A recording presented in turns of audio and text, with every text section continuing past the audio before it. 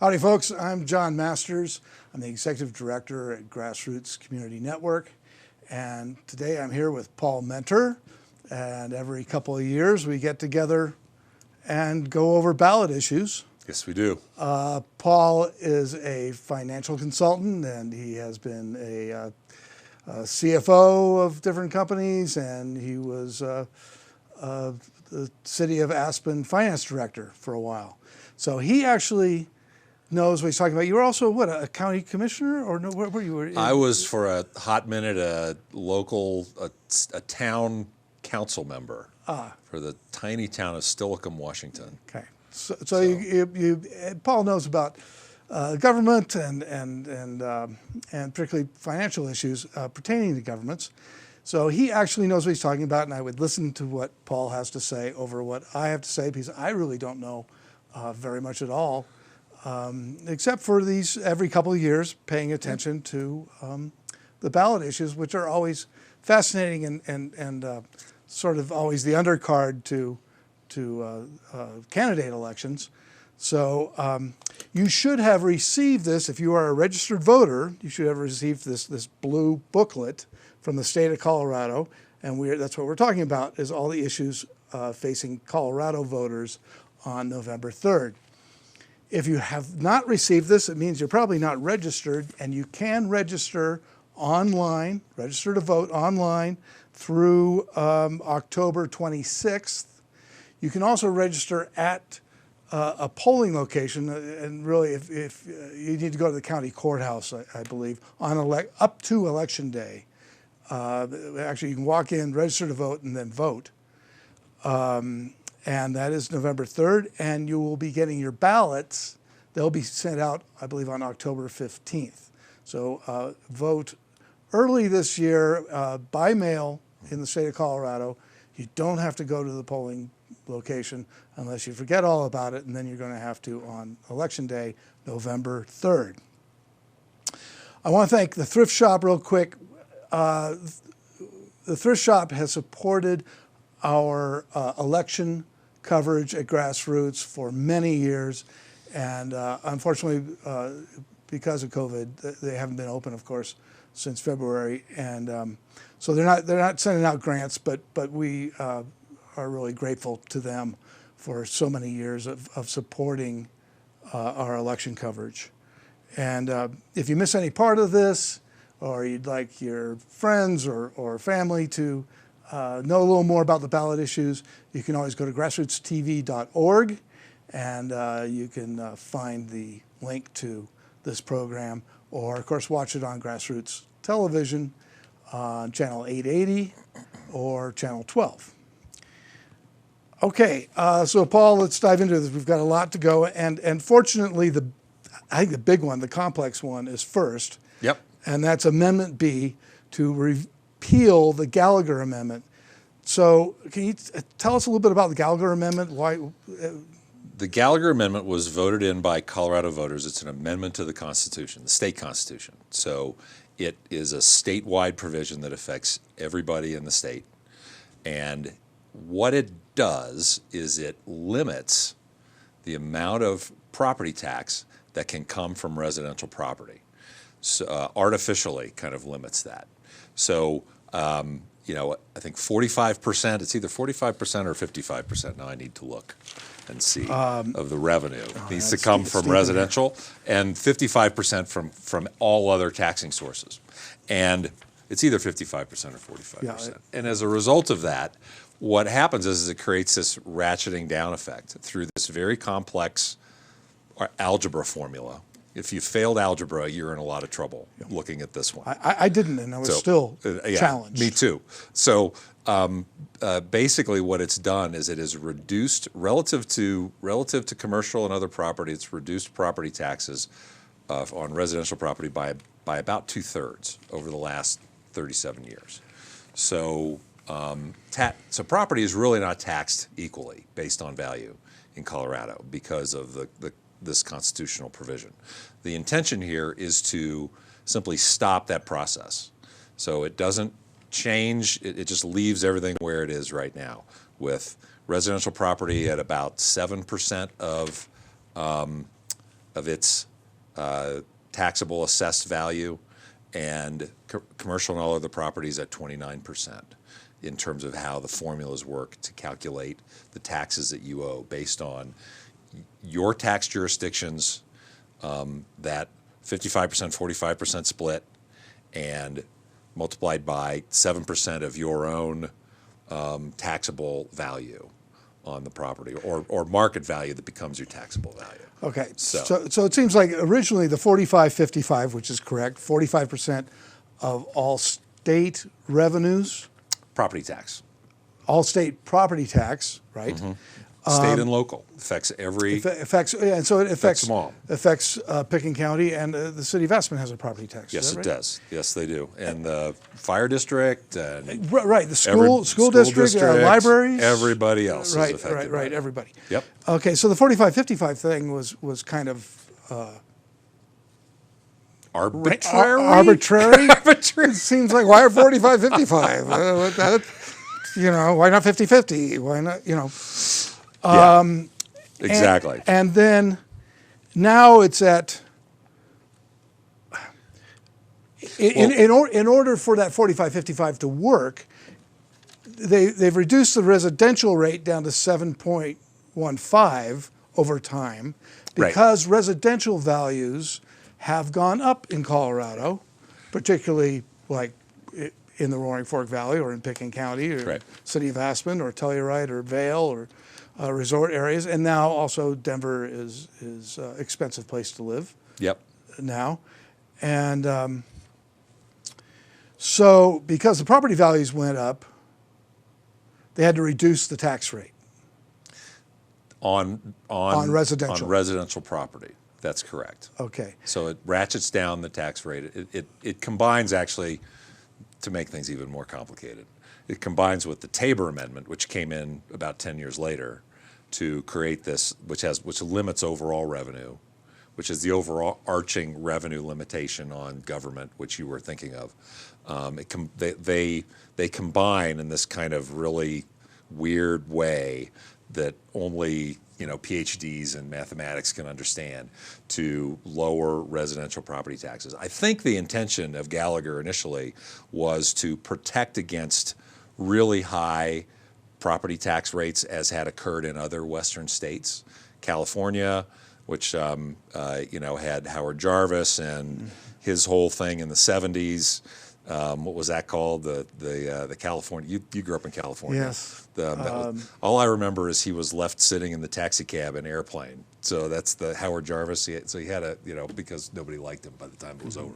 But I think the intention was good, but it's run away is, I think, the position that the supporters would take, is that it's run away with itself. It's disproportionate. It causes all kinds of difficulties and problems for governments. Does this mean that the commercial property tax or non-residential property tax, I guess is what it is? Mostly commercial, industrial, other. Okay. Yeah. Has that tax rate gone up?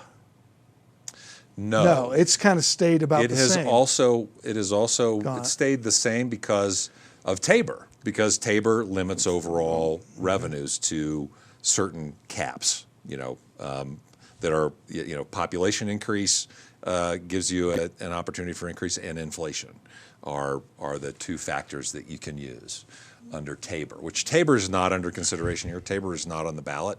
It's only the Gallagher Amendment that's on the ballot. And the idea is, I think it's kind of like, everybody's got a chair, but the music stops for Gallagher. All the music around, how all the machinations about the formula, they're fixed in place.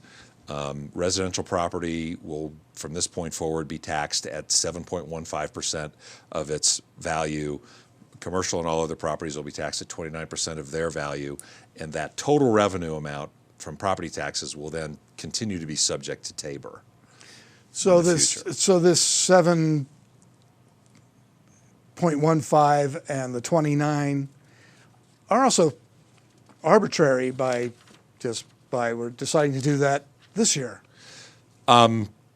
Well, they are. They're arbitrary in the sense that they are based on the way things Well, worked they're out. not arbitrary in the sense that they're based on the actual results of property valuations and growth that have occurred over the last 37 years. They are arbitrary in the sense that, you look at the way they started this with the original percentages. Non-residential started at 29% in 1983. Residential started at, I think, 21%. So it started out lower already.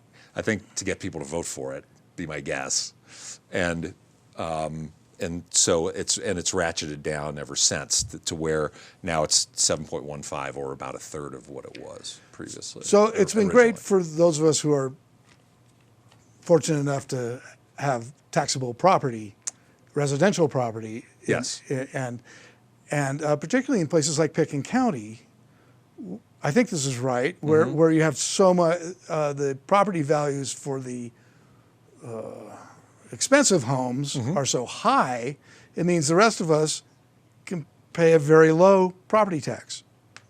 Yes. That's accurate, right? Yeah. So we're fortunate in that sense. And of course, Aspen and Pickens County are primarily residential. There's not a lot of commercial or industrial property here.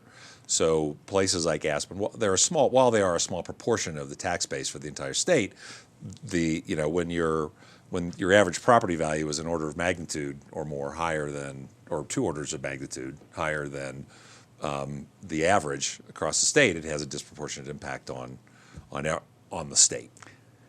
Now, So just to it complicate does. it a little more, there's the local government can determine a mill levy, Yes. which determines actually how much you actually.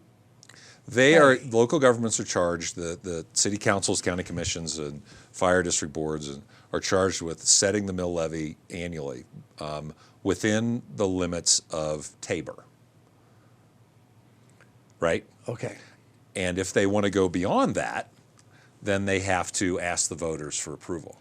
And we may remember that the town of Basalt rightfully, last year, I believe, disclosed that they had inadvertently run afoul of Tabor, not Gallagher, but of Tabor, by allowing their mill levy rate to be set too high. And they collected too much, about $2 million in property taxes too much over a period of years. And they actually went through a process of refunding those property tax dollars. And they could have done that if they just asked the voters in Basalt if they could do that. Yes, they could have. Yeah, so, but it was complicated to the point where there's at least one example of a municipality, reasonably well-run, professionally run municipality that actually went astray of Tabor and had to refund the money. Okay. So, yeah. So, who are the people that now the legislature placed this before the voters? The legislature voted in Yes. favor of this Yes. to put it on the ballot. Yes. So it's a legislature's idea, but somebody talked them into it, or who's behind this? Who wants this? There's been an initiative funded by an organization whose name actually escapes me at the moment, but that has been going around and holding meetings in communities all over the state talking about the Gallagher Amendment. And it's been a subject of a great deal of conversation and education. And I think the hope is that through education, people will start to see how Gallagher has kind of run away from its original intent. Is the way I would. Why do I care? It's good for me. It seems like as a residential. If you own your own home, it is good for you in the short term because it keeps your property taxes lower. As long as property values keep going up. As long as property values keep going up, it creates a real imbalance between businesses and and residential properties in terms of who is shouldering the burden of property tax. And there's a fairness element to it that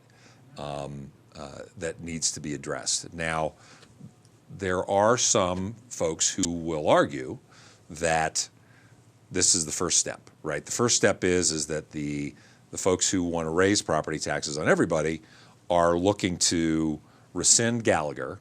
Once Gallagher's rescinded, then we're going to go through the same process with Tabor, we'll educate everybody about Tabor, and then we'll get Tabor rescinded as well. I don't know if that's the case or not. Tabor's not on the ballot. It's just Gallagher that's on the ballot. Fundamentally, it's a question of disproportionate impact on businesses. It makes it harder for businesses to be competitive, makes prices higher that we have to pay, and there's just a fundamental fairness issue of property should be taxed at the same level of its value. Now, will this repeal do that? No, it only takes the first step. It doesn't return the commercial and residential properties to being taxed at the same percentage of their fair market value. It only takes the step of repealing it so it doesn't make it any worse. Or to be more objective about it, to make the percentage difference between commercial and all other properties in residential any greater is what it does. Assuming that residential property continues to increase in value. If we had, for whatever reason, Colorado real estate goes down, or residential real estate goes down in value, we're still stuck at the 7.15. You're still stuck at the 7.15%. And based on the limits that Tabor places on revenue growth, that will limit the amount that any legislative body, the state, a local, city council, can increase the mill levy in order to capture a certain amount of revenue. Keep from losing revenue. Keep from losing revenue. Now, if Tabor does allow you to kind of keep the same level of revenue at a certain level, but there is a ratchet down. Yeah. If property values go down, there can be a ratchet down. We saw that after the Great Recession, 2008, 2009, 2010, which was the period of time when basalt ran into its difficulty because they didn't ratchet down enough. They kept their mill levy at I believe that's correct, at a level that was higher than what Tabor permitted. So all this stuff should probably make your head explode if you're a regular person. Yeah. And well, let's say I support libraries. Yeah. Which are funded by a property tax. Uh-huh. This isn't going to make a whole lot of difference in the actual amount of revenue they're getting. I mean, not in the short run, on average. It should not make any difference at all because those differences occur as properties are revalued, as local city councils and county commissions and library boards who have taxing authority, as they decide on their budgets and decide what the mill levy needs to be, decide if they need to go to the voters or not. Okay. All those things. If property values could go up in Pickens County, and they're stuck at the 7.15 for residential, then the tax revenue from residential property will go up because the property values have gone up. Only to the extent that it's permitted by Tabor. So not very much. That's the double hitch. That's the double whammy. Okay, here. So if Tabor puts a lid on the total amount and property values keep going up, then the mill levy has to come down. The mill levy has to come down. That's right. It's forced to come down. Yeah. It's like a physics problem. Okay, all right. Gravity, you can't get away from the gravity of reducing the mill levy. So there you go. Good luck. It's a tough one, and I view it. I think the people who are arguing, whether you agree or disagree with whether Gallagher should exist, I agree with those who feel who think that this is kind of the first step.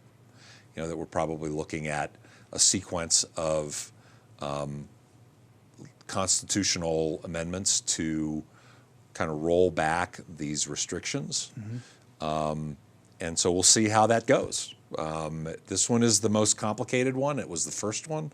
I think they were right to try and address it first rather than Tabor and go after Gallagher first because it is on its face. It has on its face become what apparently kind of irrational because of the unfairness. Americans like to think that everybody's property is taxed the same. And Gallagher has created this kind of outcome where not only is residential property taxed lower than commercial, it's taxed at an absurdly lower rate than commercial property is. So that's Okay. So they're hoping that I think will result in vote in favor of this, which would be to repeal Gallagher and leave those 7.15% of value for residential, 29% for commercial, leave them in place. So you're repealing Gallagher, but you're sort of left with the ghost of Gallagher. You're left with the ghost of Gallagher. It becomes the zombie Gallagher is what's left. Yes, Okay. Exactly. And if you're not confused enough, there's about 7 or 8 pages in your blue And they have booklet. charts, they have pretty Yep. pictures. I don't Yep. know if you can. Yeah. Is that camera on? Yeah, whatever one yes. If you're Okay. pointing at that one, yes, it is Okay. on. Okay. Yeah. So there you go. Okay, all right, good enough. Well, we beat that horse. Amendment C. Now, these are amendments to the Constitution. Is a kind of a funny way of kind of like Western states do this or something. Where there's a lot of amendments to your Constitution. They go on and on and on. There's pages and pages and pages of amendments to the They're Constitution. permitted of Colorado. in almost every Western state constitution, and they've become very popular since the 70s. Yeah. Okay. Proposition C, 13, Howard Jarvis. It was California. that's right, Proposition 13. 13. That's So, right. The Jarvis Amendment. yeah. Jarvis Amendment, I think is The what, Jarvis Amendment. what we all Yep. knew it as. Yep. Okay, Amendment C. Now, if it has a letter, it means it was created by the legislature and presented to the voters. And if it has a number, then it's Through a petition Through process. a petition, through Yep. a citizen petition. C. Conduct of charitable gaming. And so right now, if Grassroots wants to have a raffle, then only the staff of Grassroots or volunteers may operate that raffle. We can't go out and hire a professional raffle operator to do it. And that, to tell you the truth, it's not easy really running a raffle. It's not. And it would be It's a lot of work. yeah, we've done a couple of raffles, and it would have been I think swell if we could I don't know, Outsource it. outsource it Yep. and have it run professionally Yep. and all that. So I'm going to throw in my 10 cents. I think this is a good idea. It doesn't change the services that can be provided. All it does is change the criteria around how they're provided. I think it changes it from I think it currently a new organization has to wait 3 years before they I think can. it's 5 years. And Oh, I'm sorry, 5 years. Change it to 3. And it changes it to 3, and it permits them as well as making it sooner. It permits those organizations then to hire experts to manage it on their behalf, which just seems kind of like a reasonable thing to do. It does. So, Because to tell you the truth, when we got done with the raffle, it's like, did we do that right? yeah, exactly.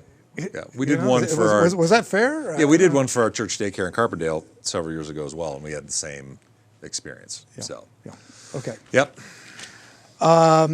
Amendment 76, Citizenship Qualification of Voters. This reminds me of one last time around, which was about slavery, Yes, removing slavery from the Constitution, removing slavery from, which I believe that passed. yes, so you could not have slavery in the state of Colorado anymore. Right. And this one is sort of the same thing. It seems to be semantics. I think there's a semantic dimension to this as well. I would agree with that because the argument for is that what this does first is it makes it clear that voting rights are limited to United States citizens. Which I thought, isn't that the way It is. That's the way the law is. isn't that like the Constitution? Isn't that in the Constitution? Maybe not. I think there's enough. I think there are those who support this. I think there's enough doubt in the minds of those who support this that they want to make sure that everybody is in agreement on what it says, because apparently the specific language limits voting to American citizens, United States citizens, is not in the Colorado Constitution. Apparently, it's been interpreted that way, and it's implied. but it doesn't say that. So that's the argument. If you vote against it, it means the current constitutional language allowing every eligible U.S. citizen to vote in Colorado elections will remain unchanged, which that's sort of funny because that means if I'm a citizen of Alabama, does that mean I can vote in Colorado? I would say no. But that's what it says here, every eligible U.S. citizen Well, you'd to have vote to in Colorado elections. Well, if you have to be eligible, right? Yes. So if you are a U.S. citizen living in Alabama, you're probably not eligible. You probably don't meet the eligibility because you haven't established residency, okay. you know, and whatever the residency requirements are. So they're, If I'm not a citizen of the United States, I can't vote in Colorado. you cannot. That's correct. So, therefore, questionable whether we need this or not. I think you are onto something there. Okay, all right. All right. So somebody wants to make sure, I don't know. Okay. That was number 76. That's Amendment 76. Amendment 77 says that tell me if I got this right, is that the folks who live in Black Hawk, Central City, and Cripple Creek get to decide what the betting limits are in the casinos in their towns, as opposed to right now where we get to decide. Everybody in the state. The state. Everybody in the state gets to decide Yeah. whether the limit's $100 or $110 Or $100,000. or $100,000 or unlimited, Or unlimited.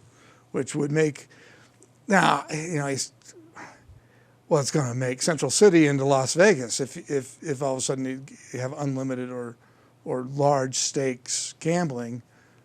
Yes. I would say, That would be, that's the I mean, intention. Central City's pretty damn close to being Las Vegas as it is, but It is. It is. It's interesting to drive in there. yeah.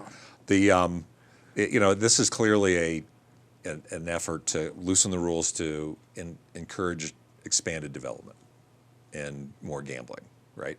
And more economic development from gambling. So if you're for that, maybe you're for And this. it increases state revenues, and they go Right. to schools and some different things where the state has determined where gambling revenues go to. Yep. Sin taxes, as we like to call them. Yeah, and so It's not really a sin. Well, they are. I guess they are. They are. Yeah, It's tax, so it's the taxes yeah, that are going there. yeah. Yes. okay, so right now it's like at $100. I remember when they started, the limit was $5. We've come a long way. So, I mean, the $5 maximum limit on blackjack means you're not really Risking anything. gambling anymore. Yeah, It's just you're just playing cards and paying $5 to play some cards. Basically. Yeah. Yeah. It's almost like a fee. Yeah. So they changed it to 100 to make it a little more like you can actually hedge your bets a little bit. But anyway, So- it's if you're a gambler. Now, of course, the downside is, well, the kind of people that you end up attracting. Well, anytime there's money in Yeah. unregulated environments, there's corruption, right? Right. So the more unregulated you make it, the more money you put into the system, the more likely there is to be something, big C or little c, doesn't have to be, I'm not talking about, mafia or that. There's just opportunities for Well, it could be nefarious activity. personal corruption. It Could be personal corruption. Could be It could be simply So- you become a gambling addict. So yeah, it could be gambling, more gambling addiction, more people harmed from gambling addiction because the limits are higher, so they hurt themselves more. They're individuals. They're grown-ups. They need to make that choice for themselves. Maybe. Right. That's the decision point. And so the question is it any of my business what the gambling rates are in Central City? Right. How's that my business? How is that your business? I don't know. Okay. Currently, it is. This would make it less your business. Yes. Okay. This Nicotine products? Is that where we're nicotine next? products, and this is EE. So this is a proposition. Yes. Okay, so a proposition is EE, being lettered, is presented by the legislature. And tell me what's the difference between a proposition creates a law. Is that right? Yes. Whereas instead of a constitutional amendment. Yes. And this is passes with a simple majority vote. The Yeah, amendments that are forwarded by the legislature require a 55% majority. Okay. The amendments that are brought forward by petition only require a simple majority. Okay. If, So now we're talking about nicotine products, not just tobacco. just We're talking tobacco. about anything that has nicotine in it. yep. Mainly, it's mainly a vaping, at this point, a vaping tax. Yes.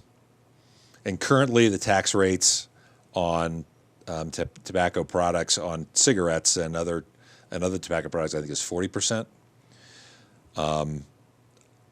Other currently untaxed nicotine products like vaping products, for example, they're not taxed currently, and they would go up to, and all those would go from where they are now, 40% and 0%, over a 7-year period, Up to 62%. up to 62% of the price of the product or the pack of cigarettes, for example. So pretty dramatic increase, a 22% increase in the existing tax rate on currently taxed tobacco products, and from 0 to 62% on vaping. So a big tax increase. It is a sin tax. It is. Again, and you know, I mean, tobacco's not good for anybody. I don't think, and nicotine is an addictive drug, Very much so. and vaping isn't safe. There are lots of reasons. And maybe as a society we don't need it. So And some probably put the brakes on rationalization. it. And I mean, we've seen, like we saw in Aspen and some other local jurisdictions the last couple of years, initiatives to change city council initiatives to change the tax rates on cigarettes. This is a state tax. This is a state tax, and of course in Colorado, local governments have authority to manage their local tax rates autonomously, pretty much within constitutional limits. So that's one place where a home rule city like Aspen can go and raise revenue from taxes, and they have to take it to the voters, but they did, and the voters passed it. This would be a state tax, which would be on top of that local tax. So there's an additional tax there. So you're looking at taxes which are probably reaching the 100% of the value of the product. So Okay, 113. stop smoking. That's the goal. Yeah, That's the thing right right, there. right. It's probably Just stop smoking. good luck with that. Good luck with that. Yeah, it's easy for me to say. 113, Proposition 113, adopt an agreement to elect the U.S. president by national popular vote. Okay, right. Okay, right now we have, this isn't getting rid of the Electoral College. It's just saying that the electors, I think this is right, the electors in Colorado have to follow the national popular vote Yes. as opposed to the Colorado popular vote, which they have to right now. Right. And the original, in the Constitution, U.S. Constitution, which still stands, Last time I checked. was that didn't have those restrictions, or doesn't have those restrictions. The electors can actually vote for whoever they want to vote for. The electors can vote for whoever they want for according to the federal Constitution. The federal Constitution doesn't say who the electors vote for. That's left up to the states to determine. Like there was a Washington Supreme Court case, state of Washington Supreme Court case recently that I read where a group of people challenged whether the Washington state legislature could in fact determine who direct the electors to vote under, but pass a law directing the electors to vote for one candidate or the other. And the legislature, the state of Washington won that case and retained the right to do that. So the intention here is to create what in legal terms, what I've heard in legal terms is called a springing provision. In other words, it springs to life at the point where there are enough states who have passed a similar measure so that the Colorado's electors would then be directed by the state, which is completely in compliance with the federal Constitution, to vote for whatever candidate got the most votes nationally in the national election, rather than the candidate who got the most votes in Colorado. And my view on this one is that this is a really short-sighted decision in my view, because politics ebb and flow over generations. Parties fall in and out of favor. Parties come and go. They haven't come and gone in a while, but I don't know about you, but I'm certainly hopeful that maybe we'll see some change here. It's been a long time. In the not too distant future. There are initiatives to look at ways to kind of get around this kind of duopoly system that we have, that really, the primary interest of which that they share is to stay in power. But it's never been the intention in the United States that the voters popularly elect the president. The president was never intended to have this cult of personality around him or her. We haven't had a her yet. We will hopefully at some point in the not too distant future. There was never supposed to be this cult of personality. The president was supposed to be the administrator, the one who executed the laws that Congress passed, and was kind of off here over to the side. I mean, the idea that you've got this great big, discussion, and there's a, the day we're recording this, there's the first debate is tonight between the two the Democratic candidate Joe Biden and the Republican candidate Donald Trump. Right, that debate is and the huge everything. Donald Trump's a candidate for president. He is the president of the United States, and he is also a candidate for re-election. That's just amazing. It reminds me of a scene from Back to the Future when the doctor didn't believe that Ronald Reagan was the president. Yes. Imagine his head would really explode, with Donald Trump being the president. But Donald Trump is the president. Oh, okay. Believe it or not. Well, there we go. In my personal view on this is that it's a short-sighted mistake, because it could result in some outcomes in the future that the people who are advocating for it now would not want to do, because this is really a long-term issue. Fundamentally, if you want the president to be elected popularly, then that should be something that should, I believe, be dealt with at a national level through a constitutional amendment. Through a constitutional amendment or a constitutional convention. It's my personal view. Sorry about that. I think I just hit my microphone. Happens when you're not used to doing this. But fundamentally what this does is this says that as soon as there are enough states that have adopted this provision that equal 270 electoral votes, which is enough to elect the president, then this will spring into place. And then whoever gets those electoral votes will, whoever gets the popular vote will get our electoral votes, whether the voters of Colorado want that or not. So it's a very kind of weird, in my view, not in everybody's view, just my view, idea that is, I think, short-sighted and based on kind of emotional feelings about legitimate, not saying they're not legitimate issues and concerns. It's just the wrong solution to what they see as a big problem, which is this duopoly, I think. Well, and you also go back to the original idea of the union, which was a union of states. Right. And so the states retained a lot of power. They did. And this takes some power away from the citizens of Colorado. Originally, it does. It does take power away from the citizens, and it happened a long time ago. But originally, only representatives were elected popularly. Senators were appointed by the state's governors. That was changed in the early 1800s, I believe. I don't remember the exact time frame of that, but that was changed by constitutional amendment. And so now senators are elected popularly, and so this is the next step in the eyes of those who believe that there should just be popular vote. What kind of impact will this have?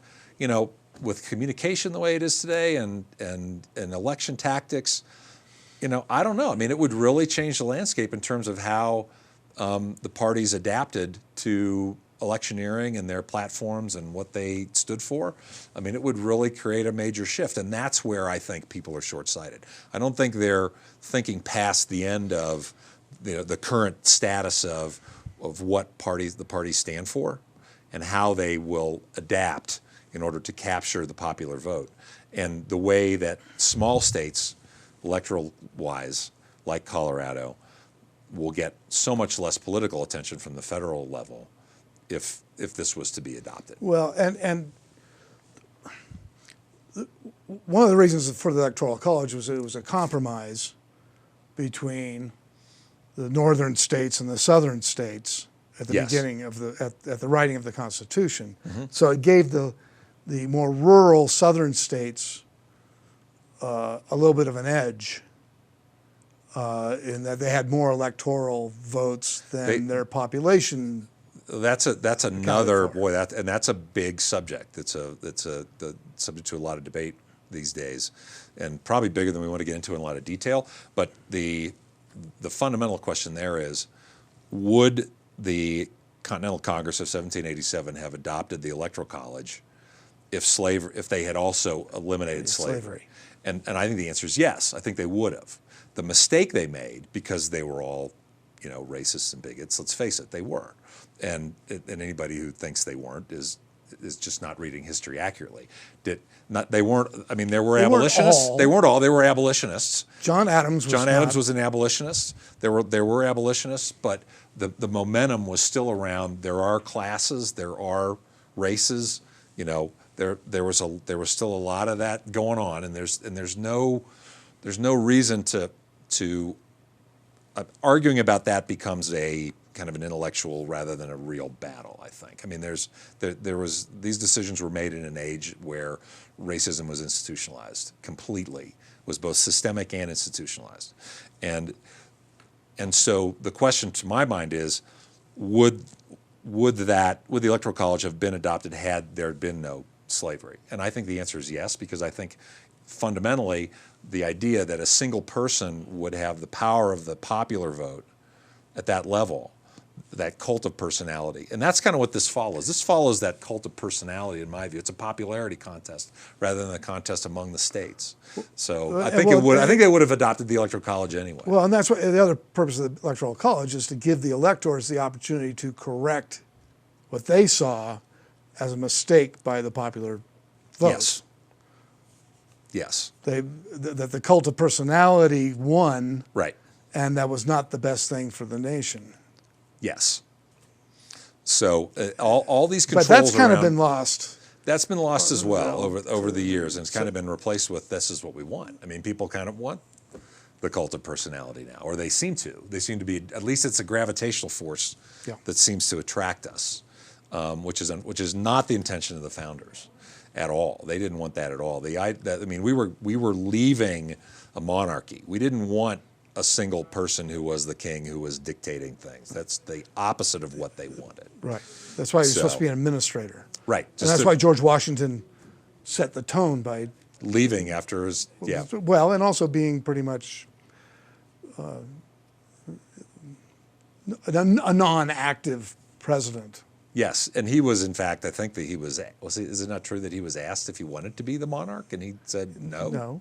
Yeah, I think that's true. Yeah. So, our nation comes from imperfect beginnings. It's not about perfection. We're never going to be a perfect nation. It's about moving towards perfection, and it's a 2.5 century project, which is still, really flawed and has a lot of work to do. And this would be a step backwards, in my humble opinion. All right.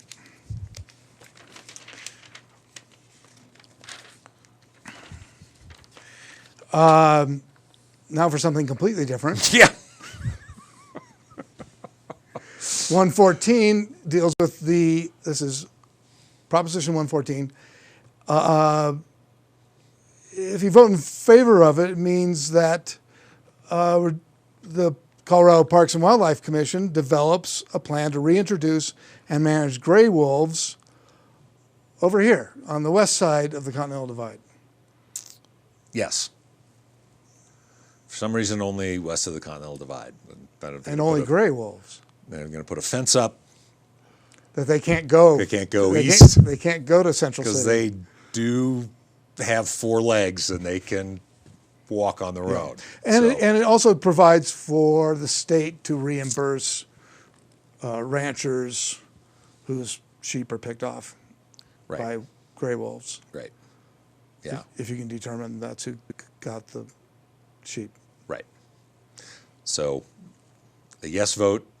And the good thing about Introduces there's actually, you can watch GrassRoots TV. Go to GrassRootsTV.org, in the search, look for, just search for wolves, and we've got some really good discussions about the reintroduction of gray wolves there. Yeah. For some background. There's a lot of evidence that it actually does a lot of good environmentally. That there's actually some real value to reintroducing wolves. They were the primary big predator. Right. And they can thin deer herds and help balance out the ecology of the large animal population. Mm-hmm. So, and that would be to reintroduce them by 2023, I believe, is the timeline. And they got a little map here. It shows that gray wolves used to be, pretty much everywhere except the Confederacy. Except the Southeast. Yep, except the southeastern states, even into Texas. Yeah. So as far south as Virginia and Kentucky and Texas, Oklahoma and Texas. Okay, 115, here's the hot one. Prohibit abortions after 22 weeks. Enough said. A yes would prohibit abortions before 22 weeks, except in cases where the mother's life was in jeopardy, I believe. It would prohibit them after 22 weeks. After 22, yeah, thank you. I just misspoke. Right. After 22 weeks, except in cases where it's immediately necessary to save the life of a pregnant woman. And a no would mean no. It would continues to be legal at any time during a pregnancy. Yes. So that's up to your personal opinion on that. Yes. It's pretty clear cut. Number 116, Proposition 116, state income tax rate reduction. Right now, the state income tax rate is 4.63%, and this would reduce it to 4.55%. 0.08%. It seems fairly random also. And I don't know how it got to 4.63%. I don't know if that's high or low, or it doesn't seem very high. But, now how's Tabor affect this? This is sort of a voters, it's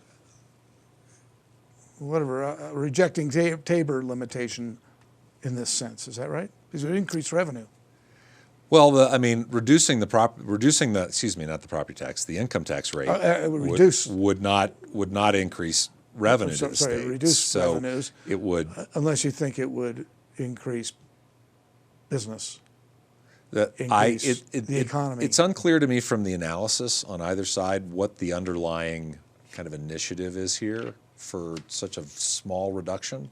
So I'm really not clear. If you make $250,000, the analysis they have here shows, if you make $250,000 a year, it reduces your taxes by $200. Yeah. Why bother? I don't understand the underlying initiative other than it's a small tax rate decrease. It would stand to reduce revenue to the state, even under Tabor. Tabor's a revenue limitation, right. So there's Tabor's just fine with reducing tax rates. No problem there. So it's not clear to me if there's a larger initiative or issue at play that might play out over time It's with a another test. initiative. It's a test to see. Maybe it's a test to see if people want to reduce their. It might be. They'll vote for anything that reduces without- their income tax. Maybe it's a test to see if people will reduce their income taxes without really adversely affecting the state, to kind of just see how people react to that. I don't know. But I mean, the impact is that if you vote yes, the state's property tax rate goes down 0.08% from 4.63 to 4.55%. So all of you who are making $1 million a year, your tax will go down $800. Yeah. And it's not a small amount of money to the state. I mean, it's $154 million in this age where, it's a billion here, a billion there. Then you talk about real money. I mean, it's not a huge amount of money, but it's $154 million is not chump change. I mean, that's a lot of money. So it does reduce money to the state if you're relative to the benefit to the citizens. Typically, tax cuts, even like Arthur Laffer, who was the Laffer curve guy back in the 80s and advocated for lower tax rates to spur economic growth. The whole idea there was you put the money back in the hands of people. Supply side. So it's supply side economics, so that you give people enough money to actually reinvest and do something. I'm not sure that $800 on every million is enough to reinvest and do anything. And I don't think that's ever been proven that people actually do that with their reduced tax. Some people would argue with you on that. Mm-hmm. But you might be right. Okay. Voters 117. Voter approval for certain new state enterprises. This is a case where the state, the government, any government in the state, could choose to create a business, an enterprise. Right. And it's not a government service that is funded through fees rather than taxes is what the state constitution through Tabor defines as an enterprise. It's not just a starship that Captain Kirk. So right now they don't need a voter approval. Right now you don't need a voter approval. So to create your own taxi service enterprise in Aspen, right? Or if the city wanted to have its own taxi service, or like the one you and I talked about was the ISIS theater is again in need of saving, and that's the ISIS movie theater in Aspen, multiplex, 4 screens currently. It used to be 6 screens, then they took 2 away in 2006. It was 1 screen, then it was 6, now it's 4. But I mean, it's been shut down due to COVID. There was a complex financing structure that was set up in 2006 to fund it without using any taxpayer dollars. Which you know intimately. Which I know intimately because I was a finance director of the city at the time. But it was designed to allow allow Aspen to continue to have a movie theater. And because the movie theater has been shuttered, there's been no revenue to pay for what are essentially bonds, certificates of participation on the movie theater. And so it's in jeopardy again of not being able to operate going forward in the future. And of course, the movies industry is changing anyway. The way we digest media, people don't go to movie theaters as much as they used to anyway. When are they going to go back? All these issues. So what if the city was to say, well, you know what? We're going to create an enterprise, and we're going to fund it with fees from people who go to the movie theater to run the movie theater, and we're going to run the movie theater. They could do that right now because there's no tax involved. They don't need voter approval under Tabor. They could do that themselves and put a business plan together, pass the local ordinance to do that, and they could set that up, and they could create a department of the city, and they could start running it, like they do the golf course, which is funded from greens fees. Mm-hmm. This would keep them from doing that. They would have to go to the voters first. And it is an effort by Tabor supporters, people who want Tabor to remain in place as a protection against runaway government growth.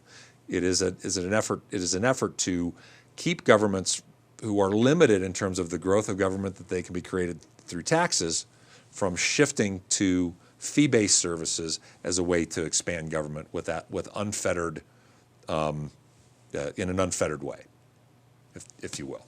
That's the intention there. Okay. I'm not sure it's a real problem, but there are people who think it is. So if you don't want your government... basically, the city council, let's say, is deciding to go into a business, and if that business, if the fee structure, which is basically just like a business, you're saying this is how much it costed for taking this service, or, if that doesn't work, then the theater goes out of business. You can't take tax money to feed it. Well, actually, you can. There's nothing that says that you can't take tax money to subsidize or to supplement the fees, fee revenue, which the golf course does. The golf course has, on a fairly regular basis, been subsidized by the city's general fund one way or another, because the Wheeler Opera House. Well, the Wheeler Opera House, of course, is supported by real estate transfer taxes as well as but I pay a self-generated fee revenues. to go to a show. Right. And so the Wheeler Opera House actually gets both. They get the fees that you pay, and they also get the benefit of a tax. So it doesn't stop that from happening. No, it doesn't. It doesn't stop that from happening, and it's governments don't just go out of business like businesses do. And sometimes, absurdly, businesses don't just go out of business. They hang around forever. Maybe they have an owner who just likes doing something, and whether they make money or not, they stay in business for a long period of time, even if they're not making money. But fundamentally, you're right. I mean, businesses will go out of business if they don't make a profit. Yes. So that's, and that part of this is, government should, part of the no argument on this would be governments should just stay in their lane, right? Their job isn't to create enterprises, isn't to do things that require the creation of demand or markets. Their job is health, safety, and welfare. They need to stay in their lane, use the revenues that the people provide them, and outside of a few specific other examples where there are fee-based services, electric utilities through co-ops that were extended in the West, over the last century, because the private sector couldn't make money doing it initially. That's why you have, all the electric co-ops, including the one that serves Aspen here. Holy Cross. That's one example of an enterprise, for example, that's an important, valuable enterprise. A theater enterprise. And this is just purely hypothetical. I've heard there's been no discussion by the city that they're going to do this. So we're just making this up. We're just making everything up. Yeah. On this one. Yeah. It's all hypothetical. Right. Okay. All right. So if you want to stop the government from willy-nilly creating enterprises that they're probably in most cases not going to create anyway, vote yes on this one. If they want to, they have to put it to the voters. You have to put it to the voters.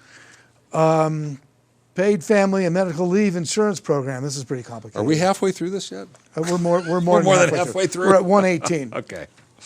I think we're almost. Yeah, this is the last one. Oh, The fantastic. last one. Paid family and medical leave insurance program is kind of complicated. To me, it was.